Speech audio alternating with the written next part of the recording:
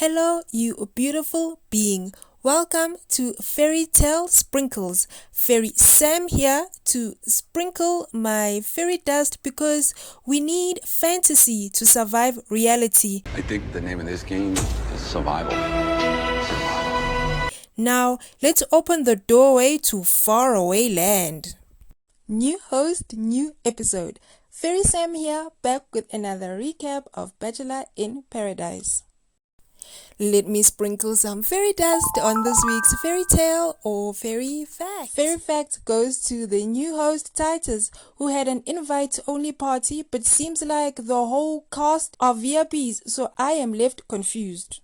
4 new women arrive and they are McKenna, Leia, Chelsea and Elena. The 4 new ladies may continue to stay on the beach if they are able to form any connections by the end of the episode. The fairy tale of the episode goes to Jasenia for having his prince stolen by a new girl. How the tables have turned. Karma is working hard on this season of Paradise. And not Jasenia hating on Alana for doing exactly what she did. Meet up with Chris outside the show. But Karma was like, I'm gonna come and I'm not gonna come and I'm gonna bite your ass. Chris pulled Alana for a kiss and then left Jasenia questioning her connection.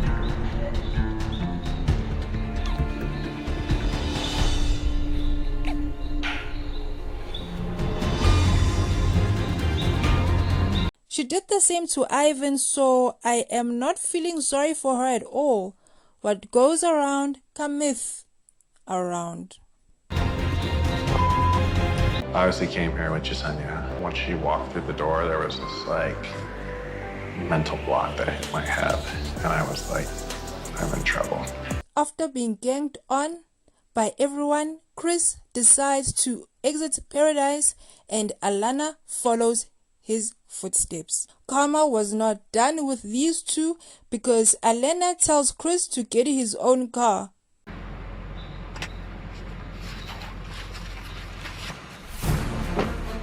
I agree with Natasha. Why is Chris getting this much heat and Brandon is out here chilling? You guys feel this strongly about Chris, but you don't feel as strongly about my situation.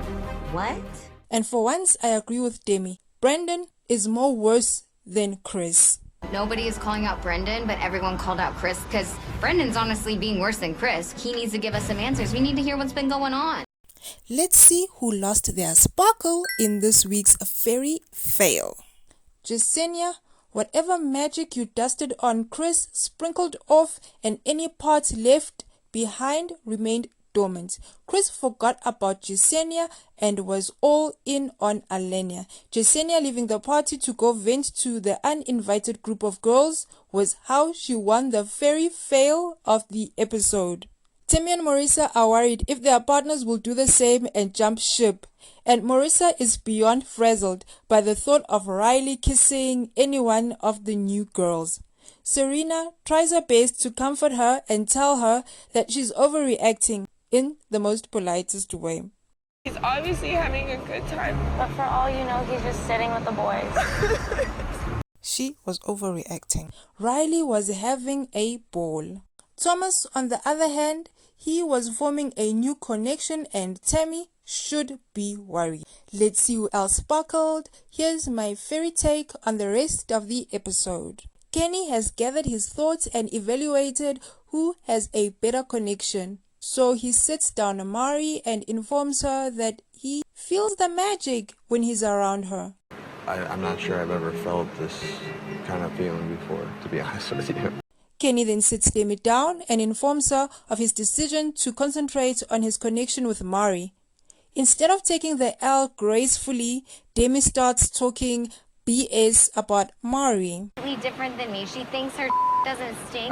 She's all right. rude to everyone. So, is that what you like? Aaron has no one he can give attention to, so he focuses his attention on Chris.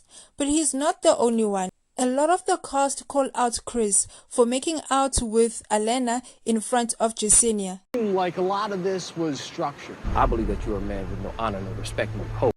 Alana, rescue that man. Take him on a date. Messed up part about all this He right now, in his head, he's really proud of himself, and he really hurts. Aaron is overjoyed when Chelsea takes him on a date. While on his date, Tammy learns that Becca has only been interested on the same guys as her, Thomas and Aaron. Date card arrives for Becca. Becca respects the girl code and pulls Tammy aside to ask Tammy if she's okay with her taking Thomas on a date. Tammy gives Becca the green light. On your toes. I want you to feel comfortable that I will still be your friend after this. Don't hold back. And Becca invites Thomas on a date. At their date, Becca opens up to Thomas and they share some vulnerable moments. The date ends off with a kiss or two and they start to write their paradise fairy tale. Until next time, spread some fairy dust.